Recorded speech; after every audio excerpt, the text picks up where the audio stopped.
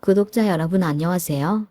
먼저 제 소개부터 드리자면 저는 인천에 거주하고 있는 가정주부입니다.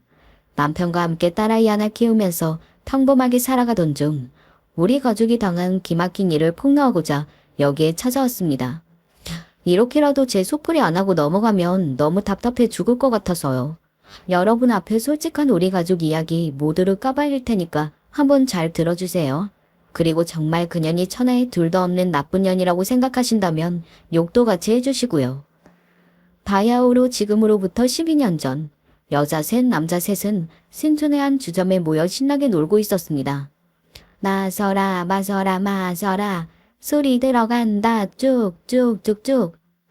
제가 대학교 2학년이던 어느 날 친구들과 3대3 미팅을 나가서 술게임하며 놀고 있었어요.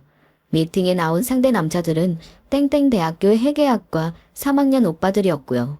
첫 만남을 가졌던 1차 카페에서 탐색전 벌인 끝에 그날 미팅에 나온 남자 중 제가 이성으로 끌리는 남자는 누구도 없었어요.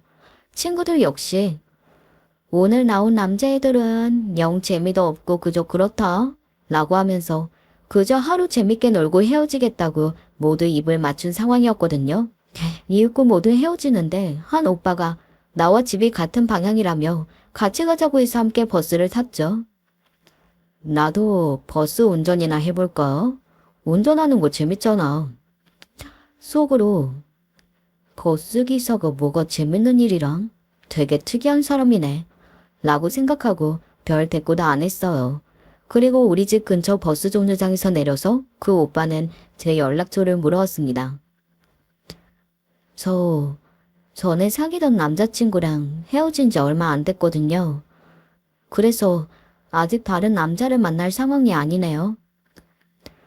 꽤 그럴싸하게 돌려서 잘 거절했다고 생각한 순간 그 오빠는 그랬어요. 사실 나도 비슷한 상황인데 말이지. 그때부터 저도 이 남자에 대해 호기심이 생겼던 모양이에요. 우리는 SNS로 친구로 맺으며 친분을 쌓기 시작했습니다. 분명 첫 만남 때는 내 스타일이 아니라고 생각했는데 연락하다 보니 서로 잘 맞고 속이 진국인 남자 같달까요? 어쨌거나 우리는 미팅으로 만난 뒤 4년이라는 시간을 함께하게 되었어요. 대학을 졸업하고 나서 저는 뚜렷한 직장을 잡지 못했지만 한 패밀리 레스토랑에서 아르바이트로 시작해서 나중에는 매니저까지 승진하게 되었습니다. 남편은 7급 공무원 시험을 한참 준비 중이었어요. 호기롭게 시작한 시험이었지만 납방할 때마다 그는 눈에 띄게 자신감을 잃어가고 있었습니다. 어느 날 퇴근하는데 패밀리 레스토랑 앞에서 절 기다리고 있던 그는 축 늘어진 어깨를 하고 있었죠. 오늘 공무원 시험 결과 발표 났는데 나 또 떨어져 버렸다. 이제 어떻게 하면 좋지? 어떻게든 시리에 빠진 그를 위로해주고 싶어서 바다를 보러 가자면서 그를 무작정 졸랐어요. 그리고 밤이 9시가 넘는 시각 충동적으로 우리는 강원도 강릉으로 출발했습니다. 저는 일하느라 남편은 시험 준비하느라 우리는 데이트다운 데이트도 잘 못하던 시기였기 때문에 남자친구랑 가는 여행이 주책맞게 설렜어요. 그렇지만 그 여행은 뜻밖에도 우리의 인생을 완전히 뒤바꿔 놓았답니다. 강릉에서 처음 같이 밤을 보냈던 그날을 계기로 갑작스레 우리는 한 아이의 부모가 돼버리고 만 것이죠. 임신 테스트기에 빨간 두 줄을 보며 이를 어찌할까 고민하다가 결국 남자친구에게 말했습니다. 오빠도 아직 고시 준비 중인데 우린 아직 이 아이를 맞을 준비가 안 된걸. 나 병원 가서 중절 수술할 거야. 하지만 남편은 아이를 떼겠다는 저를 굳고 말렸어요. 난 어떻게든 이 아이 낳았으면 좋겠어. 어쩌면 하늘의 계시인지도 모르겠다. 붙을 가망성도 안 보이는 시험 이제 때려치라는. 무슨 짓을 해서라도 나 너랑 아기 먹여 살릴 수 있으니까 나만 믿고 와. 제가 이 남자를 오랜 시간 만나고 결혼하겠다고 결심한 것은 바로 이런 모습 때문이었는지도 몰라요. 왜 가만히 있어도 신뢰감이 마구 생기는 그런 사람들 가끔 있잖아요. 아무 생각 없이 살던 제가 남편 만나서 많이 성장하고 어른스러워진 것 같아요. 또 이 사람이랑 함께하면 굶어 죽진 않겠네. 그런 마음도 들었기에 저 역시 남편과 결혼하기로 마음먹었습니다. 달이 갈수록 점점 배가 불러오니까 어쩔 수 없이 레스토랑 매니저를 그만두어야 했어요. 남편은 다행히 어떤 중소기업 영업팀에 입사해서 일하게 되었지만 먹고 사는 현실은 어려웠습니다.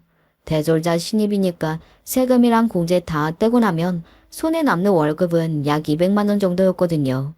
그 돈이 크다면 크고 적다면 적을 수 있는데 앞으로 태어날 아기까지 세 식구가 먹고 살기에는 빠듯했어요. 특히나 우리의 보금자리를 마련하기에는 역부족이었죠. 게다가 어디 딱히 이런 도움을 부탁할 곳도 없었습니다. 혼전 임신으로 결혼하겠다고 하는 자식이 이뻐 보일 리 없겠죠? 친정집은 물론 시댁에서도 우리 결혼을 환영해주는 분위기가 아니었습니다. 양가에서 집을 마련해줄 형편도 안 되었기 때문에 보증금 5천만 원에 월세 40만 원 하는 집에서 신혼생활을 시작했어요. 해돋이 여행으로 잉태한 딸아이를 건강하게 출산하고 애가 기어다니기 시작할 무렵 어느 날이었습니다. 남편이 친한 형님들끼리 술 마시다가 집에 와서는 돌연 이상한 말을 하는 거예요. 서영아, 우리가 잘 살 좋은 방법을 찾았어. 우리 술자리에서 처음 만난 제동 형님 친구분이 있거든. 그 형님이 지금 버스 기사를 하신다는데 그 일 얘기 들어보니까 꽤 괜찮은 것 같더라. 그래서 나도 그 회사에 다닐 수 있도록 도와달라고 부탁드렸더니 흔쾌히 수락하셨어. 나 다음 주에 이력서 들고 거기 면접 가기로 했다. 돌연 지금 직장을 그만두고 갑자기 운수회사에 취직하겠다는 남편의 말에 어리둥절했습니다. 저도 처음에는 당연히 말렸죠. 여보, 운전이 얼마나 힘들고 고된 일인데 우리 좀 더 신중하게 생각해보고 결정하자. 당신이랑 결혼식도 간소하게 하고 우리 신혼여행도 제대로 못 갔잖아. 언젠가 그럴싸한 리마인드 웨딩식도 하고 해외여행도 보내주고 싶은데 그러려면 지금 월급으로는 턱도 없어. 경제적 문제로 결혼식을 남들 하는 만큼 못해주었다는 그런 미안함이 내내 남편의 마음에 자리하고 있었던 것 같아요. 내 걱정에도 불구하고 남편은 결국 그 운수회사에 한 번에 붙어서 버스기사를 시작하고 말았습니다. 남편은 격주로 오전, 오후 근무해야 했는데 오전 근무가 걸리면 새벽 3시에 일어나서 출근 준비를 해야 했어요. 버스 운행하는 동안 틈틈이 화장실 갈 시간도 부족하지 장시간 운전이다 보니 육체적으로 고된 일처럼 보였습니다. 또 언제 닥칠지 모르는 도로의 사고의 위험까지. 한동안 저는 남편이 알아서 그 일을 그만둬주기를 바랐습니다. 그러나 여보, 월급 통장에 이게 맞아요. 앞에 자릿수가 무려 숫자 4인데? 어쩜 월급이 이리 많아? 거봐, 내가 뭐라고 했어. 이 일이 생각보다 많이 버는 일이라니까. 아닌 게 아니라 남편이 운수회사에 들어가자마자 처음 받은 신입 월급도 이전 직장보다 높았었습니다. 그리고 3개월이 지나고 2년이 지나니 400만 원이 넘는 급여를 받아온 거예요. 힘든 만큼 충분한 급여로 가족들 부양할 생각에 뿌듯하다고 웃는 남편이 그리 든든해 보일 수 없었습니다. 하지만 이런 사정을 모르는 남들 눈에는 상황이 달랐겠죠. 옛말에 직업에 귀천이 없다고 하잖아요.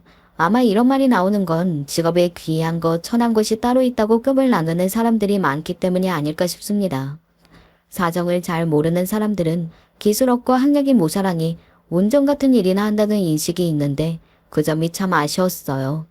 좋은 대학 나와서 공무원 준비까지 하던 사람이었다는 남편 얘기에 버스회사 선배들도 한 소리씩 한대요.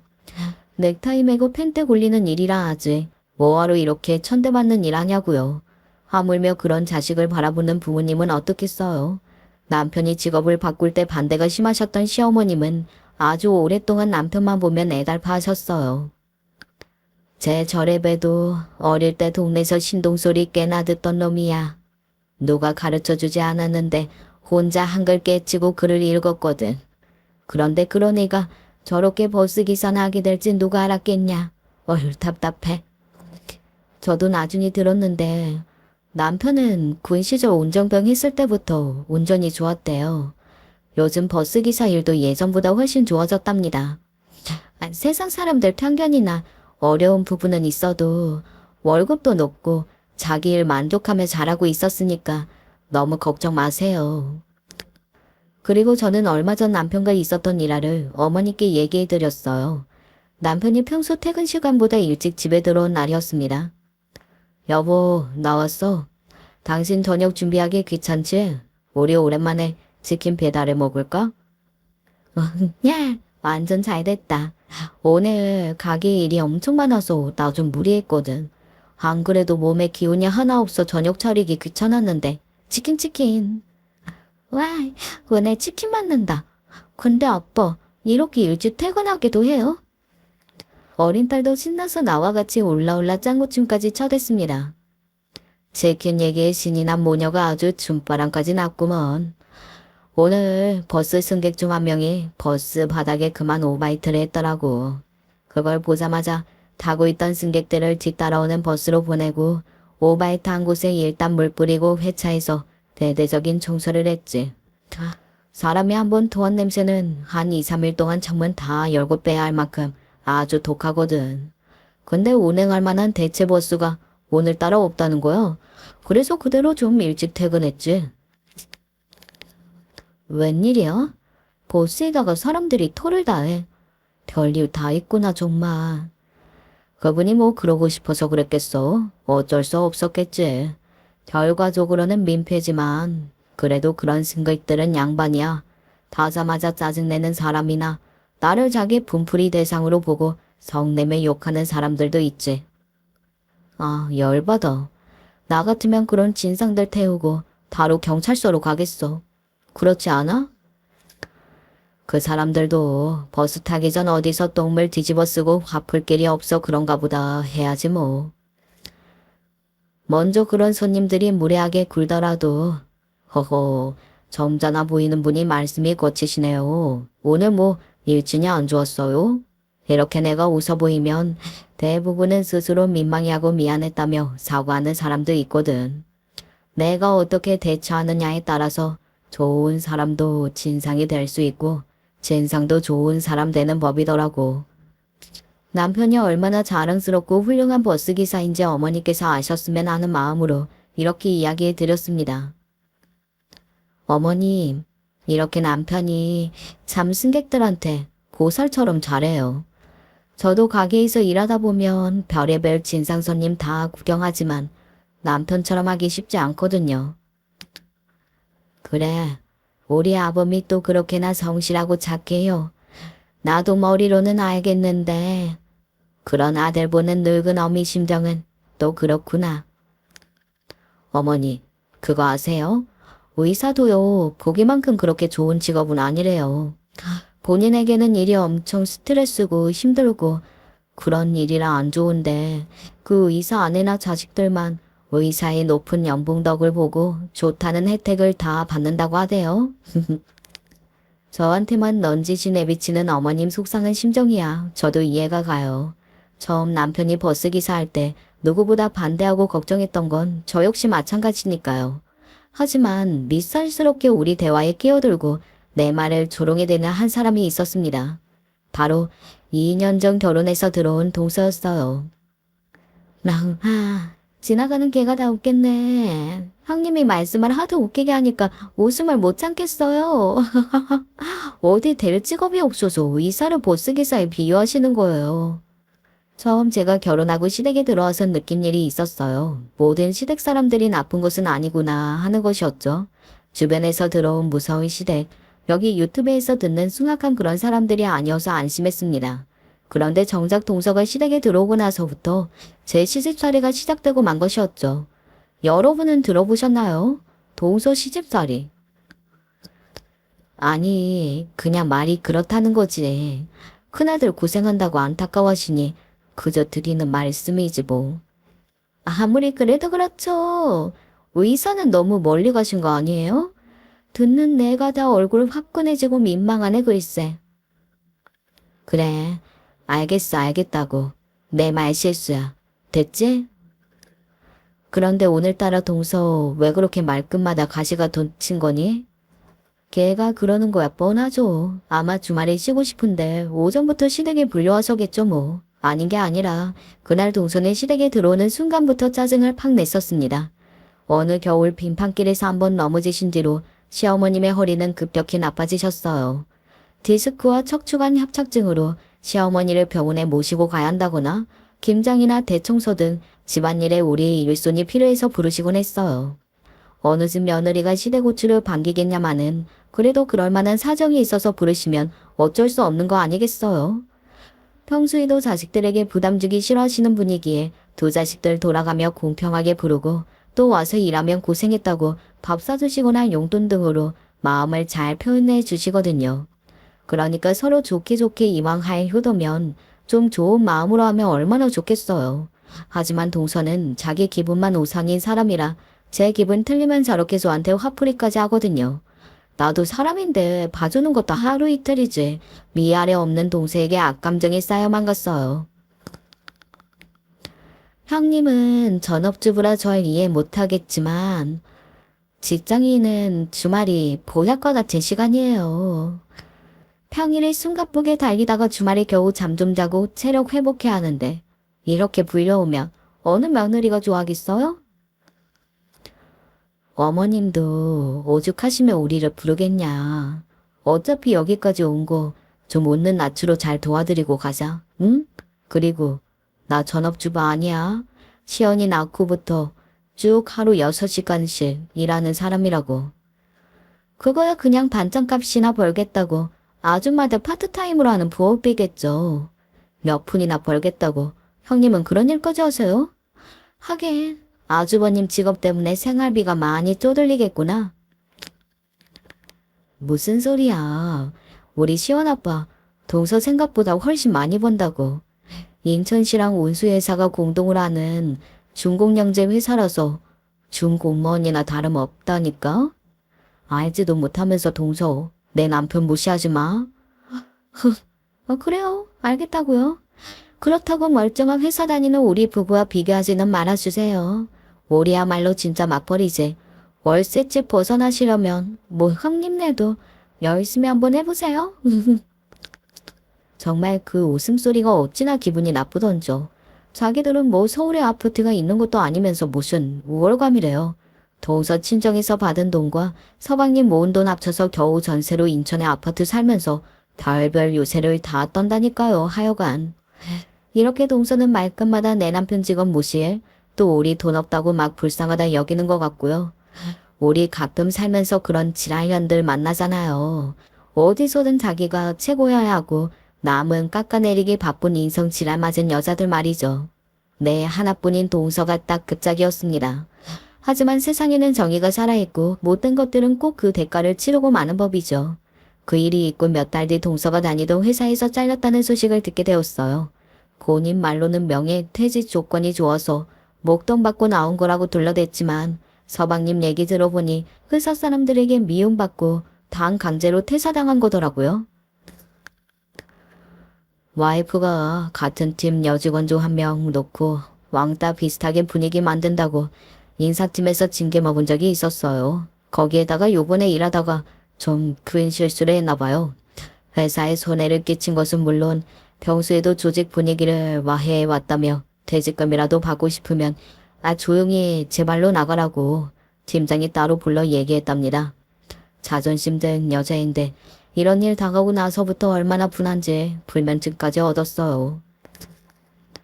역시 안에서 새는 바가지 밖에서 새나 보더라고요.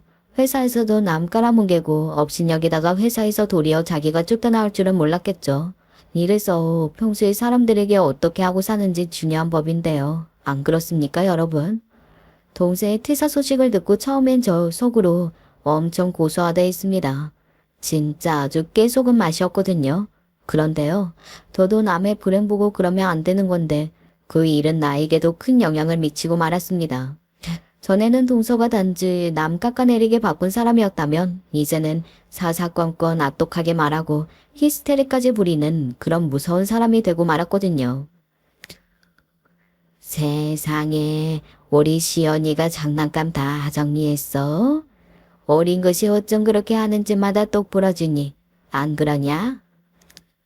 어머님, 지금 그게 저한테 하실 소리인가요?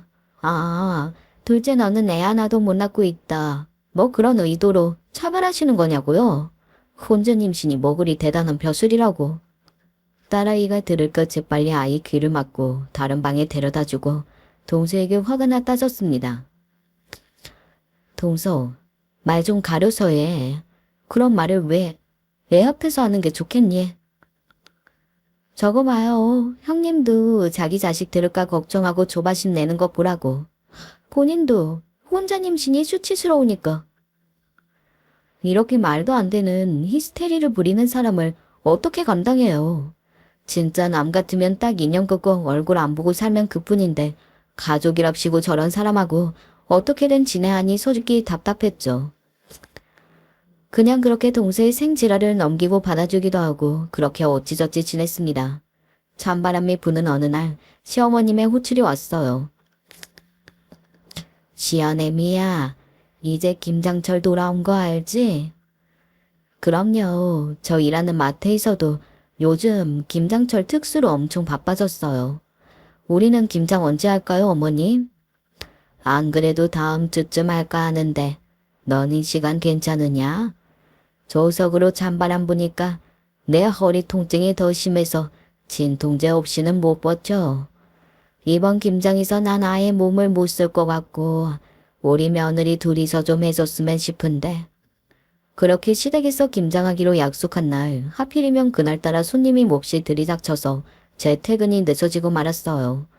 버스와 지하철을 갈아타는 와중에 뛰면서까지 급히 서둘렀지만 결국 시댁에 늦게 도착했습니다. 죄송한 마음으로 헐떡이며 시댁 현관에 들어섰죠. 심차. 어머니, 늦어서 정말 죄송해요. 아예 땀 좀 봐라. 아까 마트 잔업이 있어서 좀 늦겠다고 나한테 전화했잖아. 천천히 올 곳이지. 원 이렇게 뛰어오니 얼마나 힘들겠어. 물 마시고 숨 좀 고르다가 이따 마당으로 나와서 김장 시작하자. 어머님은 저에게 보리차 한 컵을 주시고는 마당으로 나가셨어요.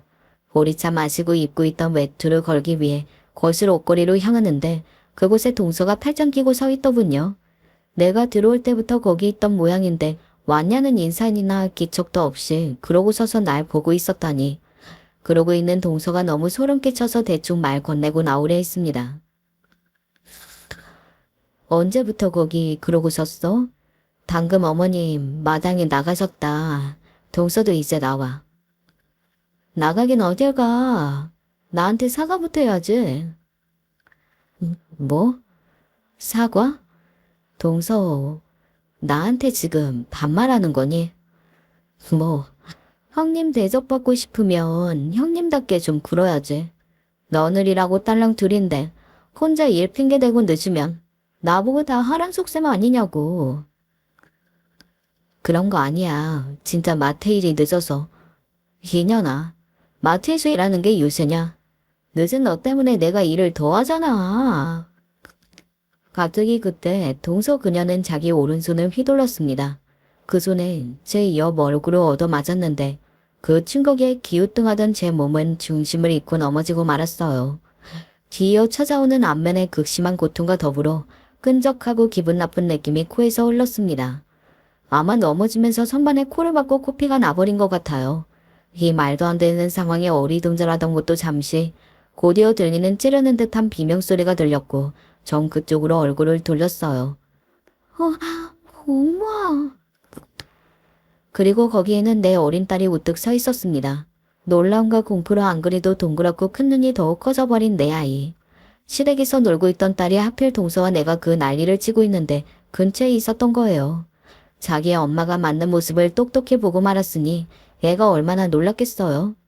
탁탁탁. 조그만 아이는 곧장 달려와 걱정 가득한 얼굴로 자기 엄마를 살폈습니다. 엄마, 많이 아파? 피가 나요. 피가 철철 어떡해? 아이고, 저런. 우리 시연이 여기서 놀고 있었구나. 아까 많이 놀랐지? 엄마는 괜찮아. 진짜 엄마는 괜찮으니까 우리 여기서 나가자. 하지만 딸은 마치 엄마를 지키겠다는 듯이 결혼한 모습으로 동서를 마주보고 서서 외쳤습니다. 작은 엄마, 왜 우리 엄마 때렸어요? 그렇게 미워요? 하지만 밉다고 사람 때리면 안 돼요. 하지만 그 악독한 동서녀는 어린애가 하는 바른 소리에도 콧방귀나 끼어대며 자기를 막아선 딸애를 미치고 나가버렸습니다. 제 외투와 가방까지 들고 간 걸 보면 아예 시댁에서 떠나려는 모양이었어요. 손녀가 엉멍 오른 소리에 달려온 시어머니는 저를 보자마자 기겁하고 놀라셨어요. 그리고 바로 남편에게 연락해서 함께 병원 응급실로 향했습니다. 병원에서는 제 코뼈가 부러지는 바람에 수술해야 한다고 했습니다. 딸아이는 자기 아빠를 보자마자 울며 어쩌다 엄마가 이렇게 된 건지 못당꾸에 바쳤어요. 사건을 듣고 난 남편은 몹시 화가 나서 다르르 몸을 떨었습니다. 우리 와이프 얼굴 망가뜨린 그 개 같은 것 내가 가만둘 것 같아? 남편은 당장 동서를 끌고 와서 내 앞에 사과하게 만들겠다고 했죠. 하지만 형제간 일을 크게 만들지 말자며 시어머님은 그런 남편을 말렸습니다. 걔 지금 정상이 아니야. 불면증으로 정신과 약까지 먹고 있다지 않니? 불쌍한 아이라고 여기고 아마 저도 속으로 많이 반성하고 있다고 하니까 한 번만 용서해 주자꾸나. 나 역시 동서가 미치도록 싫었지만 남편이 괜히 동서랑 부딪히고 몹쓸 싸움에 휘말릴까봐 그게 더 걱정이었어요. 그래요, 여보. 아무것도 아닌 일로 형님 얼굴에 손까지 댄 여자가 어디 제정신이겠어? 그러다가 가족 간에 불미스러운 일이 생기면 안 되니까 여보가 참아. 저 역시 동서를 찾아가 한바탕 하겠다는 남편을 말리는데 동조했습니다. 그래서 그날은 그렇게 무마되고 전 다친 얼굴을 치료하러 한동안 병원 다녀야 했어요. 하지만 그 상처가 거의 아물 무렵 미처 예상치 못한 다른 상처가 터지고 말았습니다. 초등학교 1학년인 딸의 담임 선생님에게서 학교에 방문해달라는 연락을 받았거든요. 요 근래 시연이가 좀 이상해졌어요. 늘 밝고 친구들에게 친절했던 아이인데 이것 좀 보세요. 선생님이 보여주신 건 미술 시간에 그린 딸의 그림이었어요. 그림을 잘 모르는 제가 봐도 확연히 어둡고 음습한 느낌이었죠. 이건 원래 시연이가 그리던 그림이에요. 보다시피 느낌이 완전히 바뀌었죠. 그뿐만 아니라 학교에서 말수가 적어지고 친구들에게 예민한 반응을 합니다. 그러더니 어제는 친구가 시연이 귀에 스티커 붙인다고 팔을 뻗었는데 자기를 죽이려 한다고 겁을 먹고 엉엉 통곡까지 했어요. 어머님께 직접 여쭙기 실례인 줄은 알지만 혹시 최근에 시연이가 가정에서 불안함을 느낄 만한 일이 있나요? 가족분이 사고를 당했다거나 위협이 될 만한 상황에 노출되었다거나 하는. 선생님이 언급한 딸이 변하기 시작한 시점은 대략 제가 시댁에서 동서에게 맞았던 날이었습니다. 아무래도 시연이의 상태가 심상치 않아 보였어요. 그걸 본 어린애가 얼마나 충격이 컸으면 아이가 일종의 트라우마에 시달리는 것이 아닌지 싶어 딸 손을 잡고 소아정신과를 찾았습니다. 나는 상처도 아무렇고 더러운 개한테 한번 물린 셈 치고 덮을 수 있었지만요. 하지만 내 자식의 영혼에 씻을 수 없는 상처를 남긴 것만큼은 용서할 수 없었습니다. 얼마 뒤 시아버지의 부르심으로 시댁에 갔을 때 그 꼴보기 싫은 얼굴, 동서를 보았습니다. 아버님, 전 동서를 용서하지 않았습니다. 만약 동서가 이 집에 온다면 저는 오지 않겠습니다.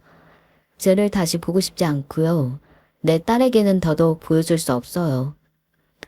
남편과 저는 시연이를 데리고 시댁 밖으로 나가려고 했는데 시아버지는 그런 우리에게 엄하게 호통치셨습니다. 분명 동서가 100% 잘못했던 일이고 늘 저를 더 인정해주고 위해주셨던 분인데 정말 뜻밖의 반응이었죠. 그게 언제적 일인데 아직까지 마음에 담아두는 게야. 형제들 간에 서로 다툴 수도 있는 거지. 이런 일로 괜한 분란 만드는 거 아니다. 한쪽 자식만 집에 들이는 부모가 어디 있냐. 그러지 말고 첫째, 네가 눈 한번 딱 감고 둘째 용서하고 이전처럼 잘 지내라. 우리 오기 전 동서와 서방님이 미리 시부모님한테 무슨 약을 쳐놓은 건지는 모르죠. 걔네가 무슨 소리를 짓거렸는지는 몰라도 시아버님은 내가 당했던 일은 덮어놓고 전처럼 화목하게 지내자 하셨어요. 화목이라뇨, 아버님? 동서가 일방적으로 절 가해해왔는데 저 혼자 참은 거죠. 그리고 동서가 그 일 뒤로 저에게 제대로 된 사과 한 번 한 줄 아세요? 그렇게 유지되는 게 가족 간 화목일 수는 없습니다. 어느 가족이나 다 작은 사연 하나쯤은 있는 법이다. 둘째 며느리가 절직하고 힘들어하는데 너는 윗사람이 돼서 보듬어 주지를 않고. 아버님 손녀 시연이가요. 지금 정신과 병원에 다녀요. 제가 동서한테 맞은 걸 본 그 어린 것이 밤마다 악몽을 꾸고 모범생이던 애가 학교에서 문제를 일으킬 정도로요. 그런데도 저보고 동서 일을 감싸주라고만 하시면 그게 말이 됩니까? 형님, 시연이가 그러는 게 꼭 그 일 때문일까요? 그 아이 혼자님 신호로 태어난 애였잖아요. 정상적인 환경에서 맺어지지 못한 아가다 보니 우리가 모르는 어떤 문제가 지금 나타난 걸 수도. 인연이 하다다 뭐. 짝. 정말이지 번개처럼 찰나의 순간에 벌어진 일이었습니다. 입에 담을 수 없는 망발을 내뱉은 동생의 말이 끝나기도 전에 남편이 그년의 깃방망이를 올리고 말았어요. 그러자 그걸 본 서방님은 동생의 남편이랍시고 곧바로 내 남편의 멱살을 잡아 올렸습니다. 서로 못했네. 가족이고 뭐고 잡아 죽이겠네. 고성이 오가고 큰 싸움이 벌어지고 여자들은 말리느라 아우성인데 갑자기 두 남편들에게 차가운 물벼락이 내렸습니다. 불같이 격렬했던 현장은 순식간에 정리가 되고 모두가 얼음같이 멈췄어요. 뒤엉켜 싸우던 남편과 서방님은 구려진 얼굴하고 시이 욕을 뱉고 서로에게서 떨어졌습니다. 이 자식들아, 내가 너희들을 어떻게 키웠는데 부모 앞에서 이런 꼴까지 보이는 거냐. 모두 다 썩 이 집에서 나가라. 난 너희 같은 자식들 하나 필요 없으니까 앞으로 여기 발 디딜 생각도 마. 어머님은 못 볼 꼴 보이고만 자식들에게 불호령을 내리셨습니다. 하는 수 없이 시댁에서 나온 나는 집으로 가는 길 내내 분명하게 얘기했습니다. 아주 잘했어 여보. 당신이 그렇게 안 했으면 아마 직접 내 손으로 날렸을 거야. 우리 소중한 시연이한테 그딴 말을 했는데 아빠로서 어떻게 참아. 내 아내에다 딸까지 욕보인 년이야. 이제 부모님이 말려도 난 그년 용서 못해. 나도 당신과 마찬가지야. 우리는 동생에게 제대로 복수할 방법을 찾고자 예전에 알고 지낸 최 변호사님을 찾았습니다. 최 변호사는 남편의 버스에 탔던 악질 승객을 고소하는 과정에서 도와준 변호사분이었죠. 하루에도 수백 개의 승객을 만나는 직업을 가진 남편이 딱 한 번 고소한 적이 있습니다. 주변에서 인정할 정도로 친절하고 인내심강한 남편이지만 그 새끼만은 용서할 수 없었거든요. 그 이름 석자를 똑똑히 기억하지만 그저 박아무개라고 하겠습니다. 몇 년 전 야심한 시각에 버스에 타자마자 남편을 쏘아보며 건넨 첫마디가 이 새끼야 더럽게 죽고만 빨리빨리 안 다녀? 이렇게 욕까지 섞어가며 다짜고짜 남편에게 소리를 지르더란 겁니다. 남편은 술 취한 승객인가 보다 하고 싸우기 싫어서 네네 죄송합니다. 어서 타세요 하고 잘 넘겼대요. 그런데도 그 진상은 남편의 노력에도 더한 짓을 부리기 시작했습니다. 뒤꺼짓게 뭔데 나한테 명령질이야? 너 내가 누군지 알긴 알아? 운전대나 잡고 벌어먹는 새끼랑 사는 옆한내랑 자신놈도 참 불쌍하다 불쌍해. 남편한테 처음 이 일을 전해 들었을 때 저 역시 피가 거꾸로 솟아오르는 느낌이었습니다. 자기에게 뭐 잘못한 게 있다고 그런 망언까지 들어야 하는 걸까요? 어지간하면 참는 그 이도 자기 가족까지 싸잡아 욕하는 그 자식을 참다 못해 한마디 했습니다. 욕 좀 그만하세요. 그랬더니 뒷자리에 앉으려던 박악무개는 운전석까지 걸어와서 남편에게 주먹을 휘두르려고 했어요. 그렇게 옥신각신하다가 결국 남편은 그에게 얼굴 한 대 얻어맞았고 다행히 승객 한 분이 말리고 경찰이 신고했습니다. 그 일로 남편은 그 진상 승객에게 민사소송을 걸었고 그때 우리를 도와주었던 분이 최 변호사였던 거죠. 저희가 아는 좋은 변호사가 최 변호사님밖에 더 있겠습니까? 그런데요, 이번에는 좀 가족하고 얽힌 일인데 가능하겠습니까? 그간 벌어진 일을 변호사에게 상세히 얘기했습니다. 최 변호사님, 그런데 나한테 폭력을 한 사람이 가족 아닌 동서예요. 그런데도 고소할 수 있을까요? 물론입니다. 가족처럼 가까운 사람들을 때릴 경우 오히려 일반적인 상황보다 더 무겁게 형을 주는 경향이 있어요.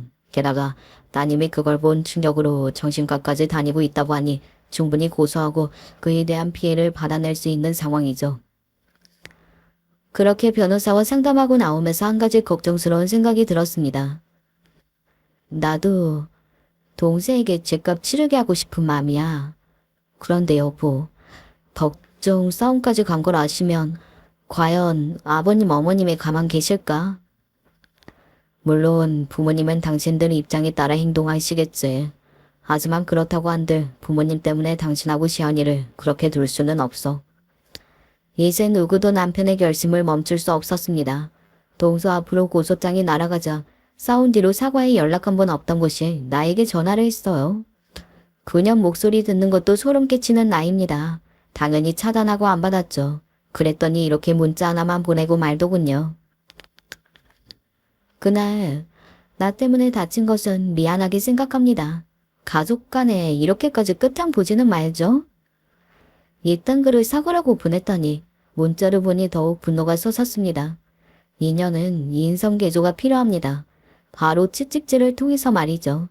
우리가 동생에게 고소했다는 소식이 시부모님 귀에 들어갔는지 우리를 시댁으로 부르시더군요. 한참 동안 한숨 쉬며 우리 얼굴도 쳐다보지 않던 시아버지는 어렵게 입을 뗐습니다. 내일 그렇게까지 당부했거늘 너희 정말 끝까지 갈게냐? 둘째 며느리 그것이 내가 뭐 이쁘겠냐만. 하지만 너희들이 소송 걸고 어쩌고 하면 그게 다 네 동생에게 돌아간다. 집안 시끄러운데 승진 앞둔 둘째 개가 어디 바깥일이나 제대로 하겠느냐. 우리 뼈대 있는 김씨 문중 후손들이야. 내 자식들끼리 그런 흙탕물 싸움하는 꼴 난 못 본다. 아버지께 심렵게 쳐드려 죄송합니다. 하지만 몇 년 동안 그런 막말 듣고 당하고 산 내 아내 보고 어떻게 더 참으랍니까? 지금껏 재수 씨에게 제대로 된 사과 한 번 못 받았어요. 그리고 그날 그 여자가 하는 말 아버지도 들으셨잖아요. 내 딸 시연이까지 비정상이라고. 그런 여자 전 가족으로 치지 않습니다. 안다. 내가 봐도 걔가 거의 갈 때까지 간 아이더구나. 그래서 내가 너희에게 제안을 하나 하려고 해. 너희가 이 일을 멈춰준다면 대신 내가 어떤 보상을 해줄까 한다. 시아버님은 형제간의 법정 싸움을 막기 위한 고심 끝에 당신 재산 일부를 우리에게 증여하겠다고 하셨습니다. 우리 고향 땅에 과수원 밭 있지? 그걸 너희에게 명의를 이전해 주려고 한다. 그러니까 한번 잘 생각해 보거라. 시아버지의 이야기를 듣고 나오면서 여러 가지로 머리가 복잡했습니다. 오죽하면 아버님이 자기 재산까지 넘기면서 자식들 싸움을 많이 쓸까도 싶어서 결론적으로 아버님 뜻대로 따라드리자는 생각이 들었어요. 여보, 아버님 심정 생각해서 우리 소송은 여기서 멈추자. 나 다친 코도 다 나았고 시연이만 병원 다니면서 잘 치료하면 모두 다 좋아질 거야. 똥이 무서워서 피해? 더러워서 피하지. 그리고 솔직히 아버님이 주시겠다는 그 땅, 나 갖고 싶은 게 솔직한 심정이고 언젠가 시골에 내려가 예쁜 집 짓고 텃밭 가꾸며 살자 하는 우리 부부에게 아버님이 주시겠다는 그 땅은 탐이 나지 않을 수 없었습니다. 무조건 소송 끝까지 가겠다며 요지부동이던 남편 역시 점차 생각을 고쳐먹는 눈치였습니다. 오늘 제 변호사 만나서 소송 취하하겠다고 밝혔어. 그런데 이게 옳은 일인지 난 잘 모르겠다. 왠지 모르게 찝찝하긴 하거든. 저 역시 남편에게 잘했다고 하면서도 이게 맞는 건지 잘 모르겠더라고요. 하지만 그렇게 억지로 가정의 평화가 찾아오려나 싶었습니다. 그런데 평화는요, 둘 다 바뀌지 않는 한 어느 한쪽이 일반적으로 마음 굽힌다고 이루어지는 것이 아니더군요. 동생에 대한 소송을 취소해 주었더니만 그것들이 고마워하기는커녕 도리어 우리 등짝에 매서운 칼을 꽂고 말았던 것입니다. 우리 소송 취하하고 얼마 뒤 법원에서 보낸 등기 우편이 집에 왔습니다. 그 등기의 내용이란 바로 서방님이 우리에게 증여 무효 소송을 걸었다는 것이었어요. 남편은 이 사실을 듣자마자 불같이 화를 내고 서방님에게 전화했습니다. 야, 이 자식아, 너 지금 이게 뭐 하자는 짓이야? 내가 아버님에게 무슨 사기 강박으로 지녀봐 부당하게 이루어졌다니 이 무슨 귀신 씨나라 까먹는 소리야. 뭐긴 뭐야. 거기 써진 그대로지. 몇 해 전부터 깜빡깜빡하시고 우리 아버지 치매셨잖아. 불러. 그런 양반 억지로 꼬드겨서 시골 땅 지내나 받겠다고. 형이란 작자가 참 잘한다. 아버지가 치매라니. 무슨 지녀를 내가 꼬드겼다니. 이 억울한 일을 들고 최 변호사에게 찾아가 물어보니 그는 한숨을 크게 쉬면서 난처했습니다. 역으로 당하고 마셨네요. 그때 소송을 취하지 말았어야 했는데 그 일로 다시 소송을 걸 수 없다는 소치야. 재소금지 믿고 동생분이 악랄하게 이용한 겁니다. 혈연 관계에서 재산 분쟁으로 징역 무효 소송은 빈번하게 일어나는 일이긴 해요. 아마 그 땅 증여가 적법하지 않게 되었다는 것을 뒷받침하기 위해 아버님을 치매라고 몰아세운 것 같습니다. 동생분이 그쪽 변호사랑 거짓으로 시나리오를 짜고 악랄하게 공격해온 거죠. 아무래도 올해인 분이 앞으로 현명하게 대응하셔야겠네요. 첩적선중이었습니다. 그때 시아버지 제안으로 땅 증여받고 소송을 취하지 말았어야 했어요. 이 일로 자기들이 무조건 이길 거라고 의기양양해졌는지 조용히 살던 동서는 날 찾아와 이렇게 말했습니다. 그 땅은 물론 아버님 재산 전부 함부로 건들 생각 마세요. 우리가 지금까지 한 것보다 더한 일도 할 수 있으니까. 그녀는 주제넘게도 이렇게 나에게 협박까지 했습니다. 이 상황을 고하고자 시댁을 찾아갔지만 시아버지는 외출해서 안 계시고 시어머니 혼자 집에 계셨어요. 둘째내가 요즘 집에 자주 와서 너희 아버지 모시고 여기저기 다니더라. 나 허리 아프니까 집 보고 있고 안 하던 효도를 둘째내한테 다 받는다고. 요새 너희 아버지 기분 좋으셔? 한동안 이 집에 발길을 끊던 동서까지 갑자기 왜요? 아이 글쎄다. 뭐 저들이 잘못했다고 아버지 앞에 무릎 꿇고 눈물까지 흘리며 사죄해서 너희 아버지도 나도 일단 용서해 주기로 했다. 그러니까 너희도. 아니요. 걔네는 하나도 반성 안 했어요. 그게 다 쇼예요, 어머님. 저에게 사과는커녕 협박까지 하고 간걸요? 아버님 재산 눈독 들이지 말라고 하면서. 이 상황이 너무 답답하고 억울하기만 했습니다. 그때 변호사가 한 말이 떠올랐어요. 아무래도 서방님네가 지능적으로 부모님을 자기들 편으로 돌리고 구워 삶아서 진여로 없던 일로 할 계획인 것 같아요. 남편과 나는 거미줄에 갇힌 나비처럼 사면초가의 상황에 놓이고 말았습니다. 그때만 해도 진여가 물거품되고 우리는 동생에게 아무 복수도 못한 채 그들의 승리로 끝날 줄로만 알았죠. 그러나 하늘은 스스로 돕는 자를 돕는다고 하셨죠. 우린 끝까지 포기하지 않았습니다. 최 변호사님이 주변에 소송을 도울 조력자를 찾아보라고 하셨고 저는 동서가 다니던 회사에 가봤어요. 질풀하게 잡는 심정으로 찾는 그곳에서 드디어 조력자를 만나게 되었습니다. 그 조력자는 동서와 같이 일하던 사람인데 한때 동서에게 괴롭힘을 당했던 피해자였대요. 살다 그런 불려오 같은 년은 본 적이 없습니다. 같은 여직원은 무조건 제 발 아래에 두고 여왕처럼 군림하려 들었어요. 세상에 그런 못된 짓까지 하면서 어떻게 몇 년이나 회사를 아무렇지 않게 다닐 수 있는 거죠?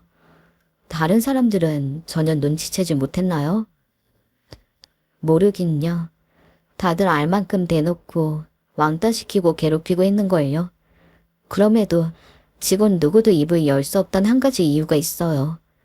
그건 바로 동세의 전 직장 동료에게서 저는 놀라운 동세의 비밀 하나를 듣게 되었습니다. 부서 책임자였던 정 팀장이랑 그렇고 그런 사이였거든요. 그리고 자기가 정 팀장과 불륜이라는 것을 우리에게 대놓고 드러내기도 했어요. 우리가 겪은 피해를 팀장님에게 알려봐야 자기는 어떤 불이익을 당하지 않을 거라고 팀장 믿고서 그렇게 제 마음대로 굴 수 있었던 겁니다. 그런데 더 놀라운 사실이 있었어요. 당시 권 과장이 퇴사하고 나서도 계속 정 팀장을 만난다고 하더군요. 퇴근하는 팀장이 권 과장과 만나는 장면을 목격한 회사 사람들 몇몇을 알고 있습니다. 저는 뜻하지 않게 동서가 과거에 그리고 현재까지 벌이고 있는 불륜 사실을 잡아내고 말았습니다. 동서에게 당했던 사람들은 모두 내가 동서에게 복수하는 데 큰 힘이 되어 주었고요. 이 일로 갑자기 모든 상황은 우리에게 유리하게 들어갔습니다. 동서의 불륜 사실을 제일 먼저 폭로했던 사람은 당연히 남편인 서방님이었습니다. 서방님도 참 불쌍하셔라. 그 불려씨한테 어떻게 속으셨는지는 몰라도 같은 부서 팀장이랑 잠자리 가진 게 벌써 몇 년째래요. 그 부서 사람들은 공공연히 다 아는 사실이라던데요. 처음에는 말도 안 되는 소리라며 부정하던 서방님에게 직원들의 녹취를 들려주었습니다. 그들의 증언과 그간 동생의 동선과 행적에 맞아 떨어진다는 것을 서방님도 알게 되었죠. 게다가요, 동선은요, 아직까지 정 팀장이라는 사람을 계속 만나고 있대요. 이 정도면 동서가 진짜 사랑하는 남자는 그 팀장이라는 사람 아닐까 모르겠네요. 그러느니 뭐 이쁘다고 서방님은 우리랑 싸우면서까지 그렇게 동서만 싸고 두셨어요? 자, 이렇게까지 된마당에 결론은 어찌 날지 이제 불보듯 뻔하죠? 이제 상황은 형제 간의 전쟁이 아니라 서방님 부부 간의 전쟁으로 바뀌었습니다. 서방님은 동서와 이혼하려는 것은 물론이고 곱게 헤어져주지 못하겠다고 했어요. 동서에 대한 복수심으로 벌일 수 있는 모든 수단을 찾겠다고요. 또한 서방님은 우리에게 걸었던 증여 무효 소송은 당연히 취하하고 우리에게 사죄했습니다. 형, 그리고 형수님, 정말 미안했어요. 그 여자 꼬든 김에 넘어가서 제가 진짜 머리가 어떻게 되었나 봐요.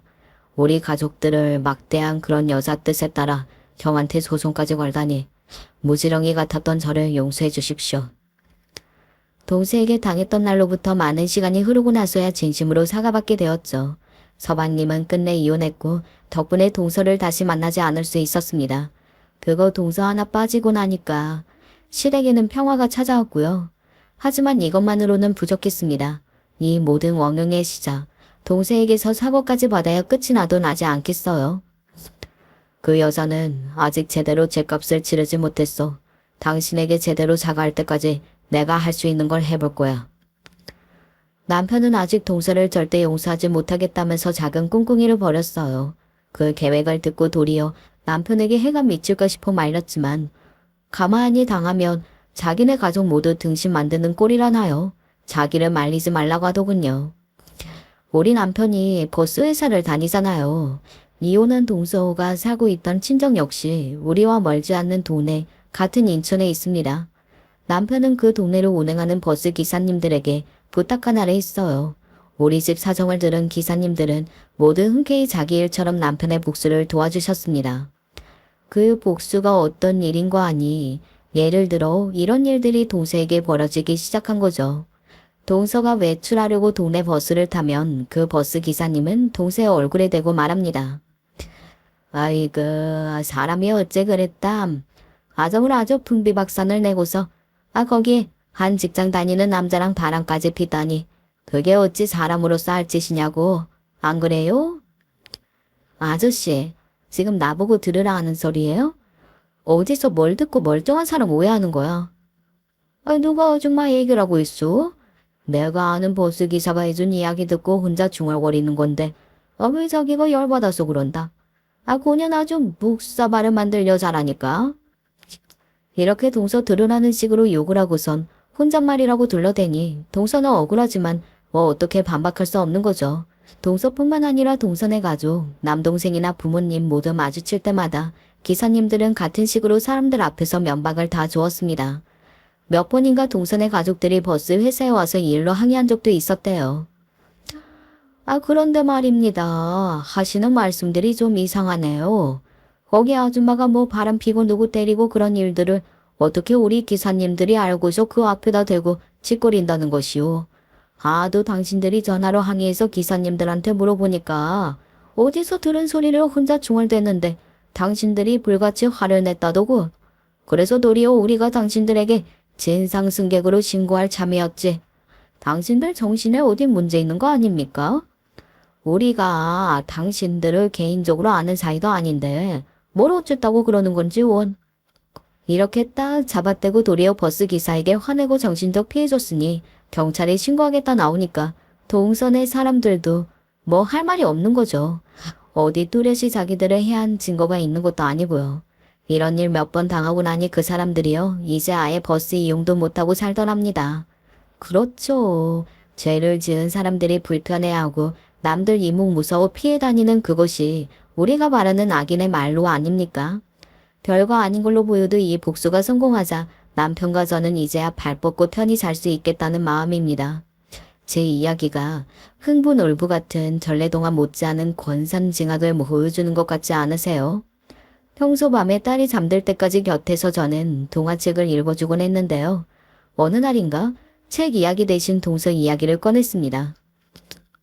그래서 시연아, 사람은 꼭 자기가 한 행동을 돌려받는단다. 한때 너 작은 엄마라고 불렀던 그 못된 아줌마 기억나지? 응, 난 아직도 그 아줌마가 세상에서 제일 미워. 엄마도 그래. 그런데 드디어 하나님이 그 나쁜 아줌마한테 벌을 내렸지 뭐야? 무슨 벌인데? 세상에 혼자만 남겨지는 거.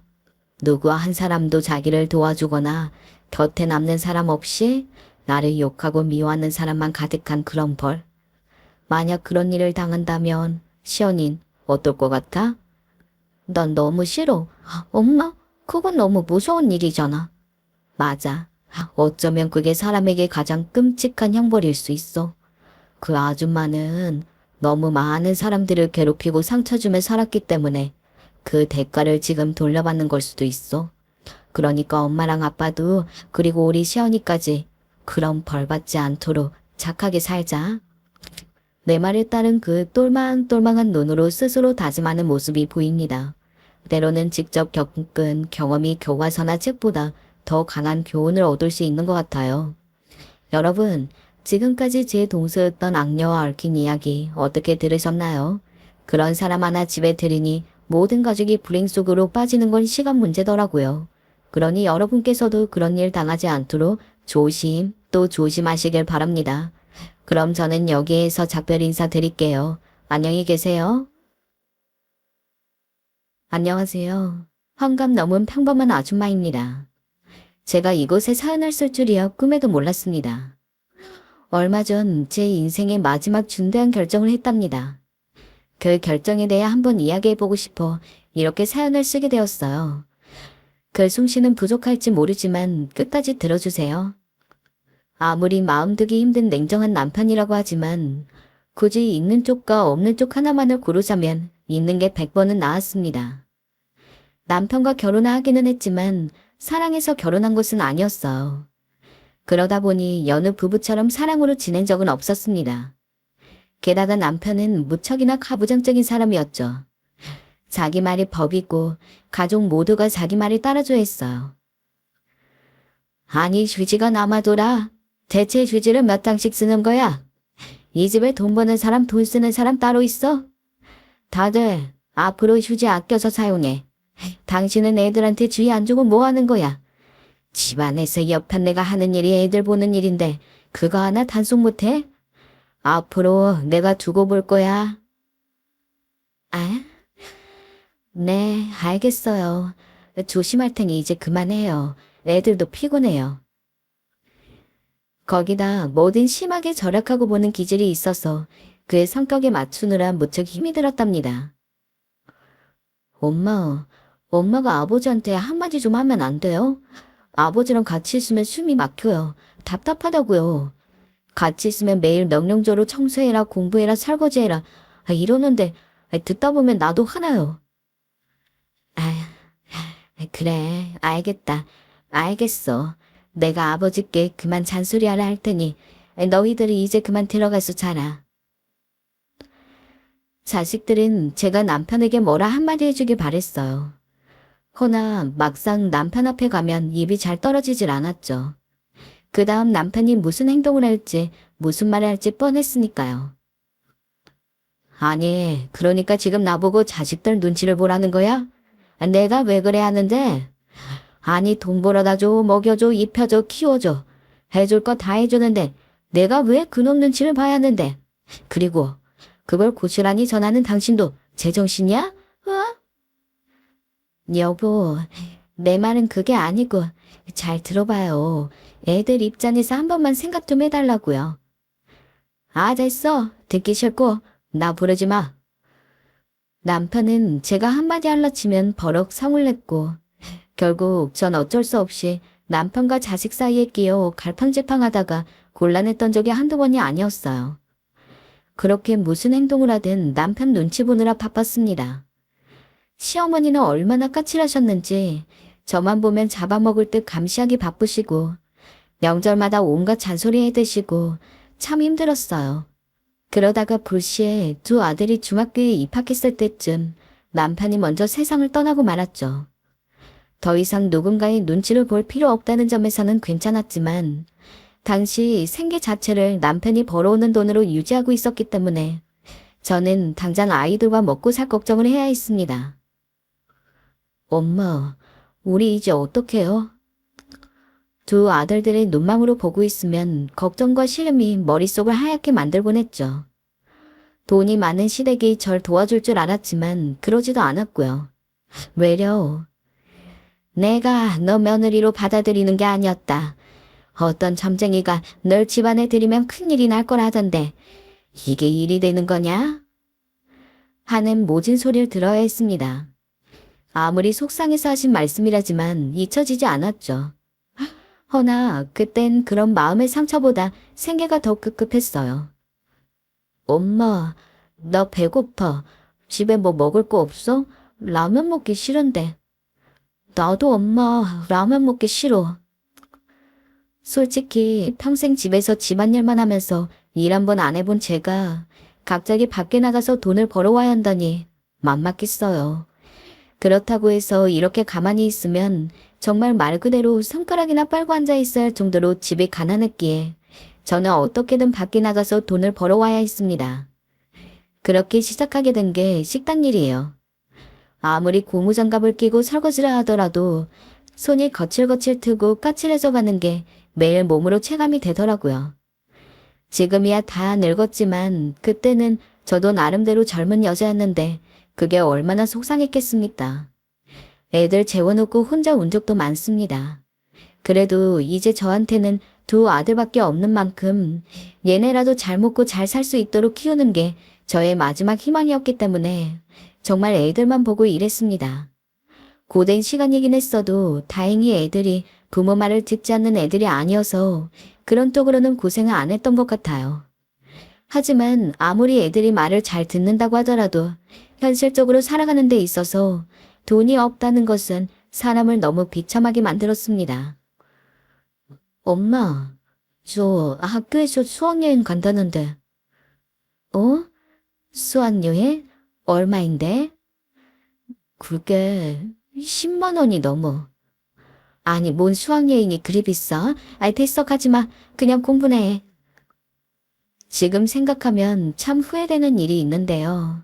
그러면 안 되지만 저도 그때는 철이 없는 엄마여서 아들이 수학여행을 간다는 이야기에 돈 없다며 버럭 소리를 지른 적이 있어요. 수학여행에 돈 드는 게 애들 잘못이겠어요. 저도 마음으로는 아는데 당장 수학여행을 보내주고 나면 남는 돈 같은 걸 이것저것 계산해 봤을 때 밥 먹고 사는 것도 힘들 정도로 돈이 없다 보니까 참혹한 현실에 순간적으로 너무 화가 났던 것 같아요.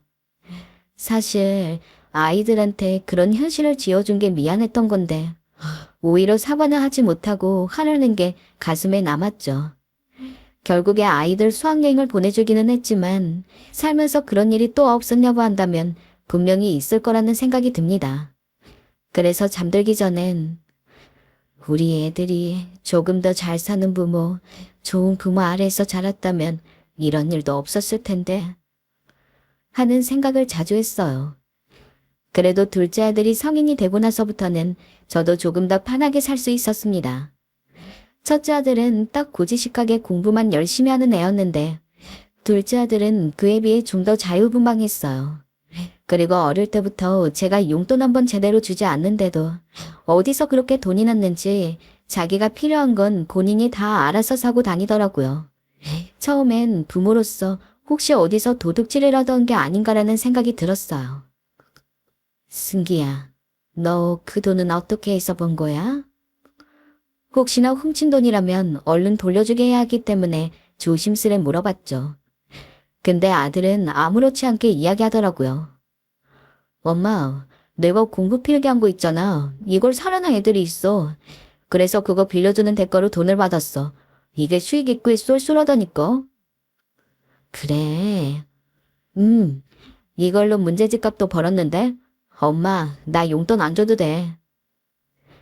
빌려주는 대가로 돈을 받았다고 하는데 보통 그런 건 선의로 빌려주는 경우가 많기 때문에 돈을 받았다는 것 자체가 이해가 되지 않았어요. 하지만 그 이후에도 아들은 저는 돈 벌거리로 전혀 생각지도 못했던 것들을 활용해가지고는 자기 용돈은 자기가 알아서 벌었었었죠. 그렇게 애가 좀 생각이 남다르구나 하고 생각을 할 때쯤 첫째, 둘째 모두 성인이 되었고 둘째는 그때부터 자기가 고등학교 때 벌었던 돈을 모은 걸로 본인 사업을 시작을 했습니다. 저한테 뭘 자세히 설명한 것은 아니었지만 저는 본능적으로 둘째 아들이라면 머리도 굶어 죽지는 않을 거라는 생각을 했던 것 같아요. 그래서 굳이 엄마한테 미주알 고주알 말할 필요 없다. 너는 뭐 어렸을 때부터 돈 하나는 혼자서 잘 벌어서 쓰고 그랬으니 나는 너를 믿는다. 그러니까 너 원하는 대로 하거라. 라고 하면서 무조건 밀어주었습니다. 사실 밀어주었다고는 해도 제가 사정상 돈을 지원해 줄 수 있는 건 아니었기에 그냥 믿어주는 것 정도가 전부였지만요. 아니나 다를까 둘째 아들은 사업을 시작한 지 몇 달 되지도 않아서 저는 평생 만져본 적도 없을 만큼 돈을 벌었습니다. 은연중에 둘째라면 성공하겠지 하고 생각하고 있던 저조차도 너무 놀랄 만큼의 성과였어요. 당시 첫째 아들은 그냥저냥한 기업에 취직을 해가지고는 회사원으로서 월급을 받으며 살고 있었는데 둘째가 형도 나랑 같이 사업하자 라며 데려가서는 얼마 지나지 않아 첫째 역시 둘째만큼 큰 돈을 벌게 해주었어요. 평소 우애가 좋은 형제이기도 했고 비록 첫째가 형이지만 첫째는 평생 살면서 한 번도 동생한테 자기가 형이라고 압박을 가하거나 한 적이 없었거든요.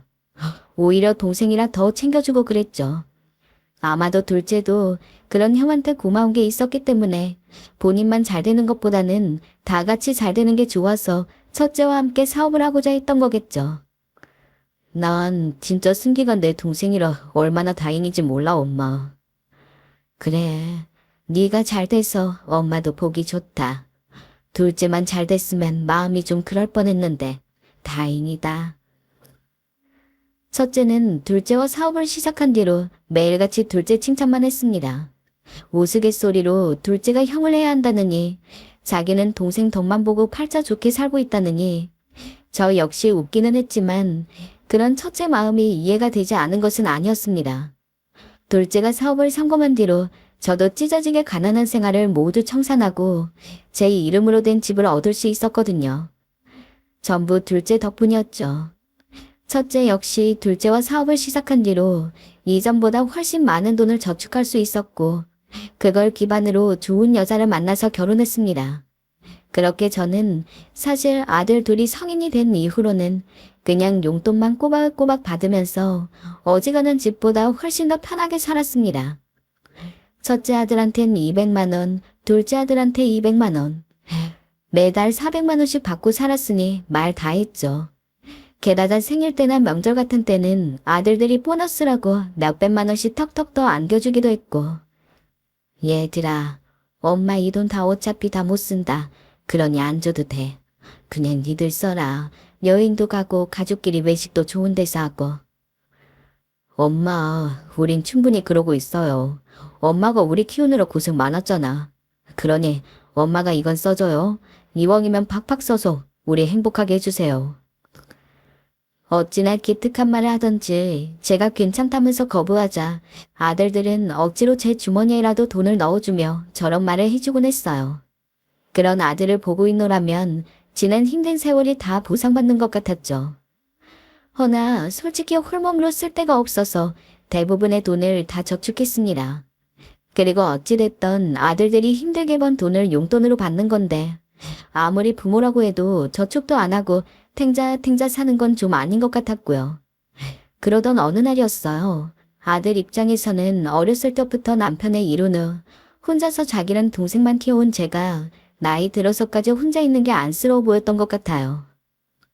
엄마, 요새는 나이 드신 분들도 자기 취미생활 한다는데 엄마도 한번 동호회 같은 거 들어볼래요? 동호회? 무슨 동호회 말하는 거니? 명절날 아들들이 집에 왔을 때 첫째 아들이 저한테 취미를 한번 가져보면 좋을 것 같다는 말을 했습니다. 아휴, 아무리 그래도 그렇지 나이 먹어가지고 무슨 취미야. 아니에요, 엄마. 장모님도 요새 동호회 들어서 또래 친구분들도 사귀고 그러신다는데 엄청 좋아 보이더라고요. 나가면 재밌대요. 수시로 연락도 하고 같이 소풍도 가시고. 나도 엄마가 좀 그랬으면 좋겠어요. 그런가? 엄만 잘 모르겠는데. 솔직히 처음에는 회의적이었습니다. 딱히 살면서 제 취미를 가질 수 있을 만한 환경도 아니었고 어쩐지 나이 먹고서 그런 거 한다는 게 좀 겸연쩍더라고요. 그런 건 좀 젊은 애들이나 하는 거 아닌가 싶고. 근데 사돈어른이 동호회에 들면서 친구들도 사귀고 논다고 하니까 조금 관심이 갔습니다. 홀로 되고 나서 그 힘든 세월을 온몸으로 버텼는데 이젠 노후라도 즐겁게 살고 싶다는 생각이 들었습니다. 육체적인 건강이나 정신적인 건강도 혼자 있을 때보다 훨씬 좋을 것 같았고요. 그래서 내가 젊었을 때 뭘 좋아했나 곰곰이 생각을 해보니까 다른 건 몰라도 학교에서 체육 수업 때 탁구를 하는 것만큼은 즐겁게 했던 기억이 있어서 아들 도움받아서 탁구 동호회를 알아보고 가입을 했어요. 안녕하세요. 네, 안녕하세요. 오늘 처음 오셨나 봐요. 일로 와, 같이 쳐요. 일단 좋았던 건 대부분 나이대가 좀 있는 사람들만 모여있다 보니까 아무리 젊어도 50살을 바라보고 있더라고요. 환갑이 넘은 나이에 기본 체력도 없으면서 탁구를 제대로 칠 수 있을까 걱정은 했지만 확실히 그냥 집에 있는 것보다 사람들이라도 만나서 좋아하는 탁구도 치고 탁구를 치지 않을 때도 비슷한 동네 사는 사람들끼리 만나가지고 수다도 떨면서 시간을 보내는 게 너무너무 즐거웠습니다. 아이들 키울 때는 거기서 먹고 살기가 바빠서 다른 곳에 신경 쓸 여유도 없었는데 이렇게 시간도 많고 돈도 많을 때 내가 좋아하는 거라니까 확실히 삶에 활력이 돌더라고요. 거봐요, 엄마. 재밌죠? 그러네, 아들. 요즘 탁구 치는 요 재미에 빠져 산다. 날이 갈수록 밝아지는 제 얼굴에 첫째 아들이 웃으며 이야기도 했습니다. 아마 첫째 아들이 저한테 동호회 이야기를 하지 않았다면 저는 평생 그런 거는 모른 채로 살다가 죽었겠죠. 그 전에는 아들들이 전화 한번 해주는 게 삶의 낙이라고 해도 과언이 아니었는데 동호회를 다닌 이후에는 매주 동호회 사람들이랑 만나는 토요일을 기다리는 것이 제 삶의 낙이 되었습니다. 게다가 어느 시점부터는 너무나 마음에 드는 한 남자를 만나면서 금요일 밤이 되면 잠도 제대로 못 자면서 설레하고는 했습니다. 누님, 안녕하세요. 오늘은 일찍 나오셨네요. 밝은 목소리로 싹싹하게 인사하는 남자였는데 그 남자는 40대 후반이었어요. 처음에는 그냥 취미가 맞는 동생 정도였습니다. 솔직히 10살 넘게 차이 나는 사람을 첫눈에 남자로 보기는 어렵잖아요. 하지만 서로 만나는 날이 많아지고 이야기를 많이 나누다 보니까 어느 순간 저도 모르게 마음이 가더라고요. 게다가 그 남자도 저를 좋아하는 티를 냈고요. 어느 날 갑자기 그 남자가 저에게 분위기 좋은 커피숍에 가자고 하더라고요. 거기에 제가 자주 가는 커피숍이 있는데 누님도 좋아할 거예요. 제가 모실게요. 우리 둘이서만 가는 거예요? 네, 우리 둘이서만 가요. 회원들은 오늘 다들 바쁘신 것 같더라고요. 솔직히 핑계인 건 알았지만 그냥 저도 모른 채 차를 탔고 그렇게 가게 되었습니다. 도착하자마자 강해 보이는 전경에 은은한 커피 한까지. 그 사람 말 맞다나 너무 좋은 분위기더군요.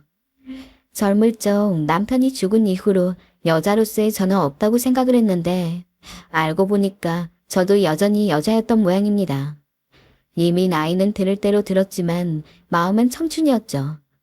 그곳에 있으니 새삼 가슴이 설레이기 시작했어요.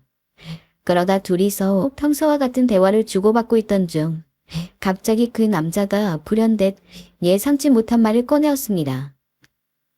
누님, 저 누님을 진심으로 좋아해요. 제 마음 받아주시면 안 될까요? 너무 부담스럽게 생각하지 마시고 천천히 생각해서 답해주세요. 바로 고백이었어요. 당연히 장난이라고 생각을 했지만 그 이후 그 남잔 동호회에서 만날 때마다 늘 제 옆에만 있고 그러다가 따로 저한테만 연락을 해서 개인적으로 만나기도 하고 그때마다 제 생각이 나서 사왔다며 꽃을 선물해 주기도 했습니다. 또 어느 날은 본인이 요리를 잘한다면서 도시락까지 챙겨줬죠. 그런 식으로 이것저것 다 해주는데 고백을 장난이라고 생각하려고 해도 그럴 수가 없었어요. 장수 씨, 미안하지만 이거는 좀 아닌 것 같아요. 그쪽과 나 나이 차이도 있고. 이런 식으로 말을 얼버무린 적도 있었지만 그 남자는 번번이 그 말을 못 들은 척 제게 꾸준히 잘해주었습니다. 솔직히 말해 마음이 안 흔들릴 수 없었죠. 오랫동안 혼자로 지내오기도 했고 젊고 성격도 좋은 남자가 절 좋아한다는데 어떻게 싫을 수 있겠어요. 아들 생각이 나기도 하고 괜히 주변 시선도 신경 쓰여서 몇 번 애둘러서 거절하기도 하고 평범한 사이로 지내는 게 좋다고 대놓고 말하기도 했지만 참 한결같았어요. 그러던 제가 그 사람에게 마음이 완전히 가게 된 건 바로 술을 마시게 된 자리였죠. 동호회에서 가진 회식 자리가 끝나고 단 둘이 남게 된 상황이었는데요. 갑자기 약간 술에 취한 목소리로 더듬더듬 자기 얘기를 하더라고요. 사실 누님, 저도 누님이랑 비슷해요. 일찍이 결혼을 했지만 아내가 바람이 나서 이혼했거든요. 혼자서 애들 키우느라 아내랑 이혼한 다음엔 연애다운 연애는 생각도 못했어요. 그러다가 이제 애들은 군대에 가고 대학교에 다니면서 제 삶을 살고 있어서 지금에 들어서야 제 인생 즐기는 거예요. 그게 얼마나 즐거운지도 알았고요. 누님, 저 다른 거 보지 않았고 그냥 누님이랑 같이 있으면 편안하고 좋아서 계속 함께 있고 싶어진 거예요. 그러니 이젠 제 마음 좀 진지하게 받아주세요, 누님. 그 순간 나이가 저보다 10살 이상 어릴지언정 저랑 비슷한 삶을 살아온 동생이란 생각이 들더라고요. 너무 제 옛날 생각이 났어요. 퍽퍽하고 고단했던 시절 말이죠. 설거지하면서 애들을 키웠던 그 시절. 기댈 건 딱 아이들밖에 없었죠. 저도 딱 이 남자처럼 애들만 보고 살다가 늦은 나이에 저만을 위한 삶을 사는 게 얼마나 재미있는지 알게 되었으니까요. 동생이야 저보다는 젊은 나이에 이렇게 취미생활을 즐길 수 있어 다행이긴 하지만 그래도 한창 좋은 시절 다 보냈다는 게 참 불쌍하기도 하고 동질감이 들기도 하고 안 그래도 그 동생이 점점 남자로 보이고 있는 상황이었는데 그렇게 저랑 닮은 부분까지 있다니까 저는 더욱더 속절없이 그 남자에게 빠져들기 시작했습니다. 그러다가 결국 그러면 좋은 사이로 지내보자며 마음도 받아주었죠. 그래요. 그럼 그냥 편안하게 누나 동생하며 만나봐요. 네, 마음 받아줘서 고마워요, 누님. 제가 잘할게요. 그 남잔 제게 외로 고맙다고 했어요. 전 그 남자 덕분에 나이는 있지만 젊은 친구들과 비슷한 데이트를 즐긴 것 같아요. 참 다정하고 섬세한 구석이 있어서 제가 뭘 좋아하는지도 먼저 알아채고 조금 괜찮아 보이는 곳이 있으면 본인이 미리 알아놨다면서 예약도 하고 저를 데려갔죠. 늦은 나이에 이렇게까지 마음을 설레게 하는 남자는 난생 처음이었습니다. 제 마음도 덩달아 저절로 열렸어요. 소소한 선물을 해주기도 하고 속임말을 하기도 하며 은근히 애정 표현을 했죠. 누님이 아까 그 샐러드 좋아해서 다행이네요. 다음에 여기 레스토랑 또 와요. 데려가줘서 고마워. 아, 이거 시계야. 한번 차봐. 네? 아, 뭐 이런 걸 선물해주세요. 빈손으로 오셔도 된다니까. 아무리 그래도 생일이니 나도 젊은 사람들처럼 한번 챙겨주고 싶었어. 고마워요, 누님. 이런 명품 시계를 제 팔자에 누님 만나 정말 호강하네요. 잘 쓸게요. 저 오늘 정말 최고의 생일 보낸 것 같습니다. 그 친구와 함께 있다 보면 제가 진짜 여자라는 것을 알 수 있었어요. 엄마가 아닌 여자, 그리고 제 이름이 무엇이었는지도요. 내심 평생 이런 시간이 계속됐으면 하고 바라기도 했습니다. 물론 주변 시선이 걱정되지 않은 건 아니었어요. 사실 요즘 시대에도 10살 이상 나이 차이가 나는 건 신기하게 받아들여질 테고, 그게 아마 제 정도 나이에서 10살 이상 차이가 나는 건 더욱 그럴 거긴 합니다. 하지만 용기 내어 말하면 다들 최소한 겉으로는 저와 그 동생이 사귀는 것에 대해서 아무 말도 안 하더라고요. 특히 동호회에서 알게 된 친한 동생이 많이 축하해 주었어요. 언니, 너무 잘 됐다. 오랫동안 혼자였는데 이게 웬 횡지야? 아이, 그것도 젊은 남자라. 언니가 엄청 마음에 들었나 보네. 이러다 우리 언니 시집 가겠어? 아이고, 됐어. 주책 맞은 소리 말어. 그냥 만나보는 거야. 말은 그렇게 해도 속으론 좋으면서 언니가 동안이고 하니까 만날 수 있는 거예요. 아이, 둘이 잘 어울려. 어때? 잘해줘요? 제 젊었을 적보다는 사람들의 인식이 그렇게 나쁘지 않아 보였고, 그래서 조금 더 마음 편하게 그 동생과 좋은 관계를 유지할 수 있었던 것 같아요. 만나면 만날수록 좋아졌고 마음이 함께 달아오르던 그런 시기였습니다. 이대로 이 행복이 영원하게 되도록 오래 누릴 수 있길 희망하게 되었죠. 하지만 정말 신기하게도 그 친구도 저랑 비슷한 생각을 했었는지 한 반년 정도 만남을 지속해왔을 때 그 친구가 제게 프로포즈를 해왔습니다. 누님, 앞으로도 제 남은 인생은 누님과 함께 보내고 싶어요. 성대한 결혼식까지는 무리겠지만 저랑 결혼해서 함께 살아주세요. 결혼? 혹시 제가 성급했어요? 너무 빨랐나요? 아, 나는 결혼까진 생각 못 해봐서 일단 천천히 고민해 볼게. 정식으로 결혼을 해서 부부로서 같이 살자는 프로포즈였죠. 물론 제가 그 친구와 평생 함께하고자 하는 마음을 가졌던 것은 맞았지만 실제로 받은 프로포즈에 대해서는 고민을 안 할 수가 없었습니다. 생각해 보겠다고 하고 몇 날 며칠 잠도 안 자면서 고민했어요. 결혼해야 할까? 이 나이에? 하지만 생각보다 결론은 금방 났습니다. 어느 날 이 남자가 저희 집을 찾아온 거였죠. 그것도 울면서요. 누님, 왜 저랑 결혼 생각이 없다 하신 겁니까? 어? 아니, 내가 언제. 나는 분명 생각해보겠다고. 아, 전 정말 진지했어요. 좀 진심이었다고요. 온 마음을 다해 이렇게 누님을 사랑하는데 누님은 그 남자가 흘리는 닭똥 같은 눈물에 순간 너무 당황해버렸어요. 그이는 그칠 줄도 모르고 펑펑 눈물을 흘려대었고 그것도 비 오는 날 우산도 쓰지 않고 와서 그러고 있으니 마음 한편이 애잔해졌어요. 그래서 일단 돌아가라고 사랑하는 마음은 있지만 결혼은 현실적인 문제니 고민하는 거라 말하며 되돌려 보내었습니다. 그렇게 고민을 하고 있던 찰나 전 아무래도 혼자 머리 싸매고 있는 것보다는 누군가에게 털어놓는 게 나을 것 같아 동호회 동생을 찾았어요. 언니, 뭘 고민해? 아니, 당연히 받아들여야지. 사귀기까지 하는데 결혼은 못할 게 뭐야? 아이고, 그게 쉽니? 애들한테도 알려야 하고 또 결혼이 뭐 내 나이에 쉬운 것도 아니고. 언니, 혼자 늙어 병들고 싶어요? 아이, 같이 의지할 수 있는 사람 있으면 좋지. 너무 복잡하게 생각 마시오. 동생 말을 듣다 보니 아무리 진지하게 생각을 한다고 하더라도 그냥 혼자 이렇게 외롭게 늙어 죽는 것보다는 차라리 같이 늙어가면서 의지를 하면 좋을 것 같았죠. 물론 그러기 위해서는 아들들한테 말하는 것이 먼저였습니다. 아들들은 제가 그냥 취미로서 동호회를 나가면서 친구를 만나고 잘 살고 있는 줄만 알지 제가 따로 연인이라고 부를 만한 사람이 있다는 것은 아예 모르는 상황이었습니다. 아들한테 일부러 숨긴 것은 아닙니다.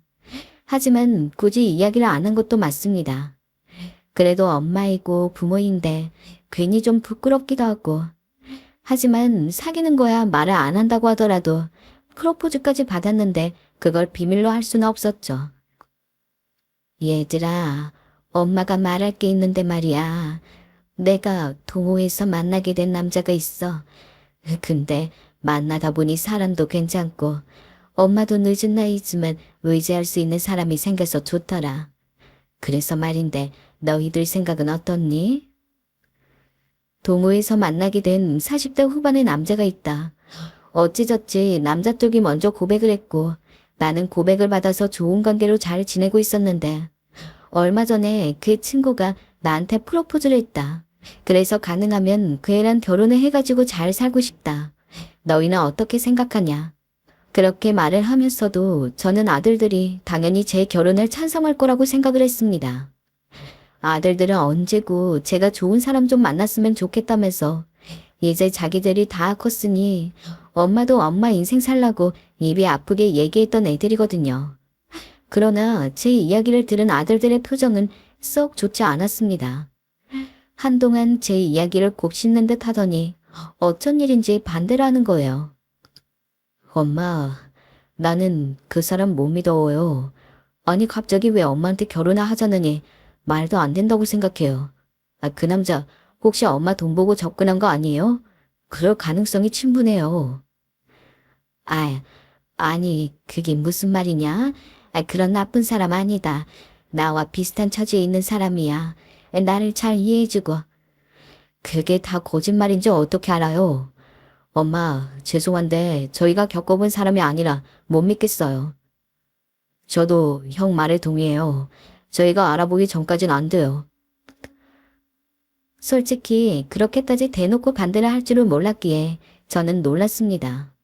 제가 그동안 무슨 선택을 해도 엄마가 그렇게 생각했으면 해보라고 이해를 해주던 아들들이었는데 하지만 둘이 저를 얼마나 생각하는지 알기 때문에 그 반대에 대해서 화가 나지 않았습니다. 그저 당황스러웠을 뿐이었죠. 제가 조금 설명을 하는 게 부족했나 싶어서 그동안 사귀면서 느꼈던 그 친구의 장점을 줄줄줄 읊었어요. 그리고 직접 만나보면 달라질 거라고 말했죠. 하지만 제가 아무리 그 친구를 대변해서 좋은 사람이라고 이야기를 해도 아들들은 자기들이 잘 모르는 사람이고 무엇보다도 그 친구가 저보다 많이 어리다는 점을 이야기하면서 솔직히 네가 구린 부분이 있어 보인다고 정말 그 사람을 사랑해서 결혼을 하고 싶다면 저에게 조금만 기다려달라고 했죠. 알겠다. 그럼 기다릴 테니 그럼 얼른 답변을 주렴. 기다리는 것 정도는 일도 아니었기에 저는 그 친구의 프로포즈를 당장 받아들이지 않고 보려를 하고 있었습니다. 근데 그 사이에 둘째 아들이 심부름 센터 같은 곳에서 사람을 고용해가지고는 뒷조사를 했나 봅니다. 어느 날 제가 사는 집을 찾아왔어요. 그날따라 아들의 얼굴이 그림자처럼 어두웠는데요. 엄마, 이 사람 그때 엄마가 이야기했던 거랑 완전히 다른데요? 이거 분명히 엄마한테 거짓말한 거예요. 뭐? 그게 무슨 말이야? 둘째가 조사해온 것을 보니까 정말 처음부터 끝까지 전부 달랐습니다. 이름, 나이, 생긴 것 정도를 빼고는 전부요. 대충 내용을 훑어보니 그 친구는 혼자 원룸 같은 곳에 살고 있었습니다. 하지만 저한테는 아들 다 키워놓고 하는 일이 좀 잘 돼가지고 비싼 아파트에서 혼자 산다고 했었는데 게다가 직업도 인테리어 사장이라고 했던 것과는 달리 별다른 직업도 없었으며 군대 간 아들 하나, 대학생인 아들 하나 있다던 말과 달리 아들은 하나뿐이며 그 아들도 대학생이 아니라 고졸이었고 직장은 물론이고 아르바이트 하나 하지 않은 채로 맨날 밖에 나가서 술이나 퍼마시고 오는 한량이었다고 합니다. 엄마랑 사귄다는 그 남자, 내가 보기에는 그냥 제비인 것 같아요. 엄마, 상처받으셨겠지만 얼른 이분은 정리하시고 다른 좋은 사람 만나세요. 뭐 이런 놈의 자식이 엄마한테. 내가 다 화가 나네요. 아? 저는 제대로 말도 잇지 못했어요. 솔직히 너무나 큰 배신감이 들었습니다.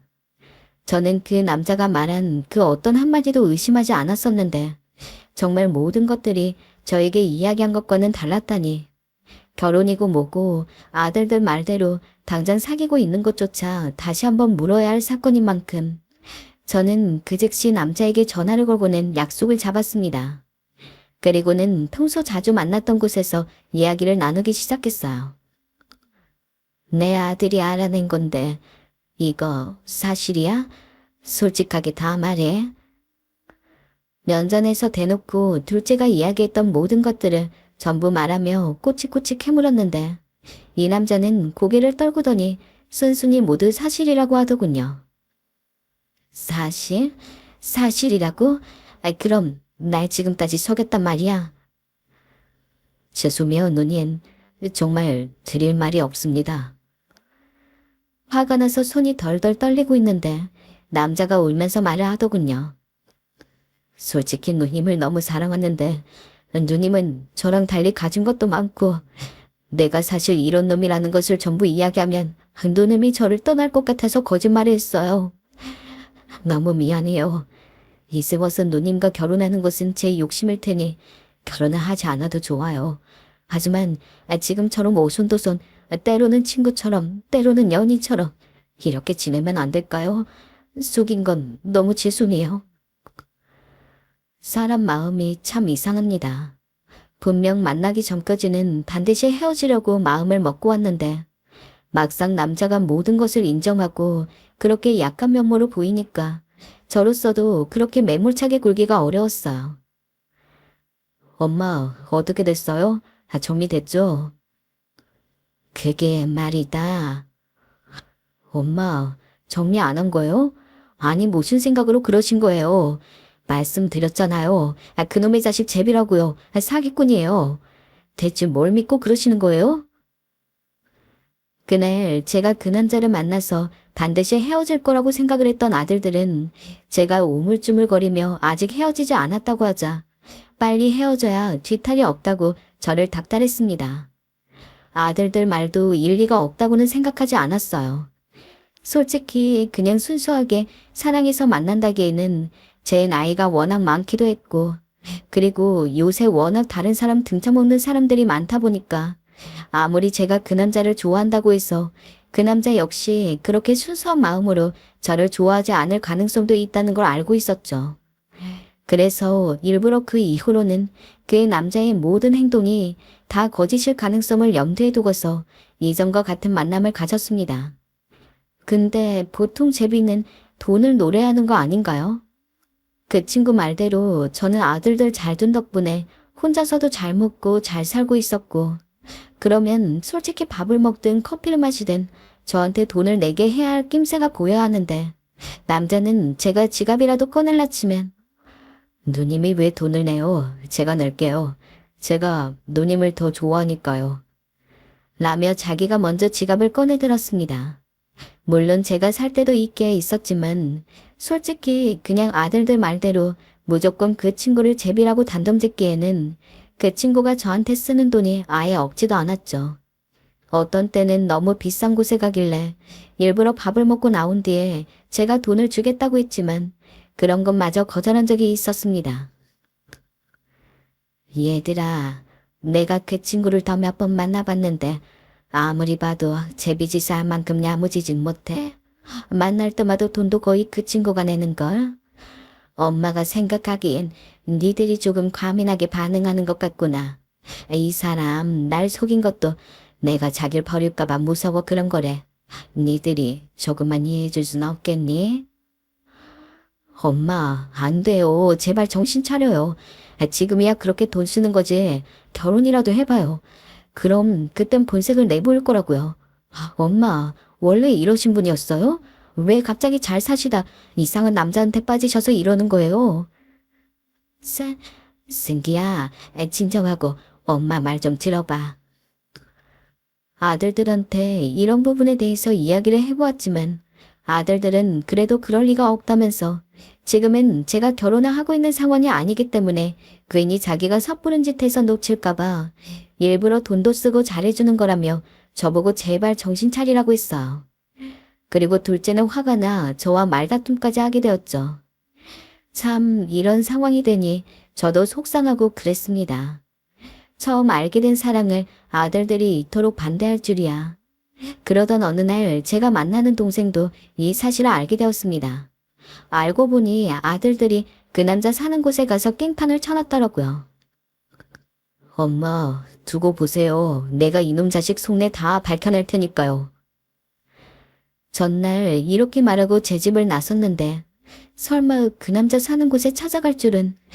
부랴부랴 나중에야 이 소식을 듣고 그 남자 집으로 달려갔는데 피곤한 기색으로 앉아있더라고요. 누님, 오셨어요? 아들들이 왔다 갔어요. 제가 제비인 줄 알더라고요. 미안해, 미안하다. 나도 걔네들이 갑자기 여길 찾아갈 줄은 꿈에도 몰랐어. 알았다면 말렸을 텐데. 어디 다친 데는 없니? 아니요, 다친 데는 없고요. 아무래도 아드님들이 저를 많이 못 믿는 것 같아요. 누님 돈 보고 접근하는 거라고 다들 단단히 오해하고 있더라고요. 그래서 말인데요. 누님, 제가 앞으로 누님 아들들을 만나서 천천히 설득해 볼까 해요. 어? 솔직히 아들들한테 모진 소리를 다 듣고 축 처져 있는 표정으로 앉아 있을 때만 해도 저와는 이발의 수순을 밟겠거니 예상하고 있었어요. 그런데 놀랍게도 이 남자가 하는 말은 아들들을 만나서 설득해 보겠다는 거였습니다. 오해가 있으면 풀어야 하지 않겠냐고. 누님에 대한 마음이 돈 때문이 아니라는 걸 보여주고 싶다고 하더라고요. 그 뒤부터 아들들과 동생은 계속 만나기 시작했어요. 사실 만나 무슨 얘기를 나누었는지 뭘 했는진 자세하게 알지 못합니다. 그런데 어느 날 갑자기 둘째 아들이 절 찾아와 대뜸 그러더군요. 엄마, 그동안 오해해서 죄송해요. 제가 직접 만나보니 정말 괜찮은 분 맞더라고요. 거기다 엄마를 진심으로 염려하고 사랑하고 계신 것 같고요. 엄마, 괜한 소리로 마음 불편하게 해드려 죄송해요. 엄마가 지금이라도 이분과 정말 행복했으면 좋겠어요. 그 말을 듣는데 얼마나 마음이 놓이던지 그만 전 주책맞게 눈물이 고여 아들을 꽉 껴안아 주었습니다. 그래, 승기야, 고맙다. 엄마 잘 살게. 지금은 어떻게 지내냐고요? 예상하시다시피 그 남자와 결혼하여 꿈도 못 꾸었던 달달한 신혼생활을 누리고 있습니다. 늘 혼자였던 방에 사람의 온기가 있으니 적적하지 않고 참 좋아요. 아들들도 제 남편을 잘 따르고 있고요. 남편은 아들들이랑 요즘 골프도 치러 가고 탁구도 하면서 함께 운동을 하는데 그러면서 더 친해진 듯 합니다. 요즘 저는 우리 가족이 함께 있는 걸 보는 것만으로도 행복해 눈물이 나곤 합니다. 다른 게 행복이 아니라 이게 행복인 것 같아요. 말년에 무슨 운이 있어 이런 복을 누리는 건지. 오늘도 감사하며 열심히 살겠습니다. 여러분도 곧 이 가족들과 함께 행복한 하루 보내세요.